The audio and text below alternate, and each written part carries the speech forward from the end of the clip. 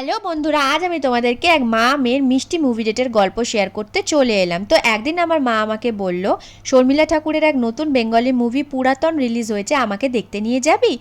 যেমন বলা তেমন কাজ, মাকে নিয়ে চলে এলাম স্কুটি করে, কিন্তু এক নতুন জায়গায়, টলিগঞ্জের কাছে রাধা স্টুডিও বলে এক নতুন সিনেমা হলে, যেটা নতুন নয়, অনেক দিন আগেই হয়েছে, কিন্তু আমার কাছে নতুন, কারণ আমি যাইনি, মা তো এর আগে যাইনি। আর ওখানে গিয়ে আই এম তো অবাক, কারণ ওখানকার টিকিট প্রাইস অনলি 30 রুপিস। হ্যাঁ, তোমরা ঠিকই শুনছো, অনলি 30 রুপিস, মাত্র 30 টাকা টিকিটে। ক্যান ইউ বিলিভ গাইস, আমরা মাল্টিপ্লেক্সের মতন একটা অ্যাম্বিয়েন্সে বসে বসে মুভি দেখছি, আমরা ভাবতেও পারছি না।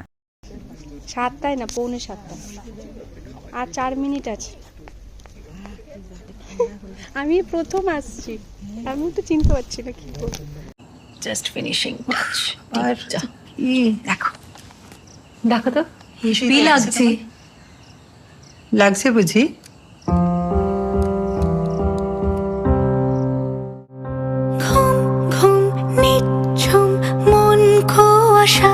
মা, বড় হয়েও না।